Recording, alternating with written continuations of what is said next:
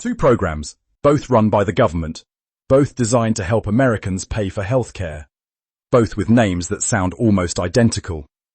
And yet they are completely different programs, with completely different rules, completely different eligibility requirements, and completely different implications for your retirement. Medicare and Medicaid. Most Americans, including many who are approaching 65 right now, cannot clearly explain the difference between the two.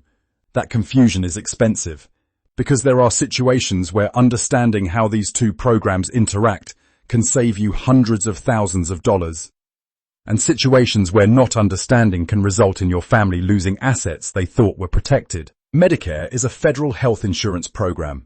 It is primarily based on age. If you are 65 or older, you are eligible for Medicare, regardless of your income, regardless of your assets, regardless of how much money you have in the bank. Medicare doesn't care whether you are wealthy or struggling financially. At 65, you qualify. Medicare is also available to certain people under 65 who have specific disabilities or who have been diagnosed with end-stage renal disease or amyotrophic lateral sclerosis, also known as ALS. It covers hospital care through Part A, medical care through Part B, and prescription drugs through Part D. Medicaid is fundamentally different from Medicare in almost every way. Medicaid is a joint federal and state program, meaning the federal government sets certain minimum requirements, but each individual state runs its own version with its own eligibility rules, its own covered services, and its own income and asset limits. The most important difference is eligibility. Medicaid is based on financial need, not age. To qualify, your income and assets must fall below certain thresholds set by your state. In some states, a single person can qualify with an income up to 138% of the federal poverty level. In others, the limits are far more stringent. People who qualify for both Medicare and Medicaid are called dual eligibles. There are approximately 12 million Americans who fall into this category.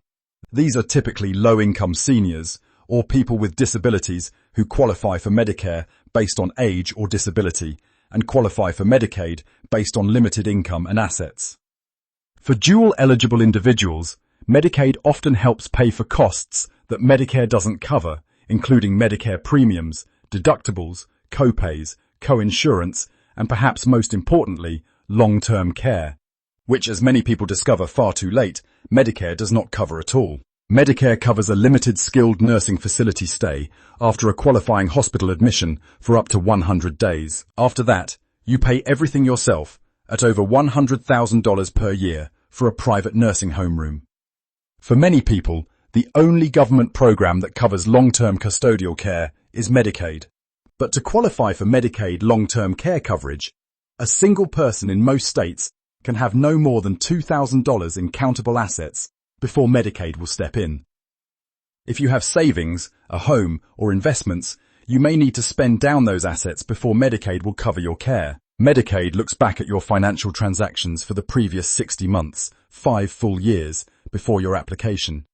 If you transferred assets or gave money to your children during that period, Medicaid may impose a penalty during which you are not eligible for coverage.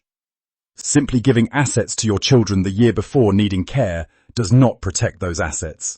And even after Medicaid pays for your care, federal law requires states to seek recovery of those costs from your estate after you pass away, including, in many states, the family home. Families who assumed the home was protected during life are often shocked to discover the state can place a lien on it after death. Purchasing long-term care insurance before you need it, ideally in your mid-50s, can protect your assets entirely from the Medicaid spend-down requirement. If your insurance pays for your care, you never need Medicaid, and your assets remain protected. A qualified elder law attorney specializing in Medicaid planning can also help you structure assets using irrevocable trusts, Medicaid-compliant annuities, and spousal protection strategies. The critical factor is timing, because the 60-month look-back period means any planning must happen at least 5 years before a Medicaid application. Your State Health Insurance Assistance Program, known as SHIP, can help you understand how Medicaid works in your specific state. Understanding these rules before you need them is one of the most important steps you can take to protect everything you have worked your entire life to build.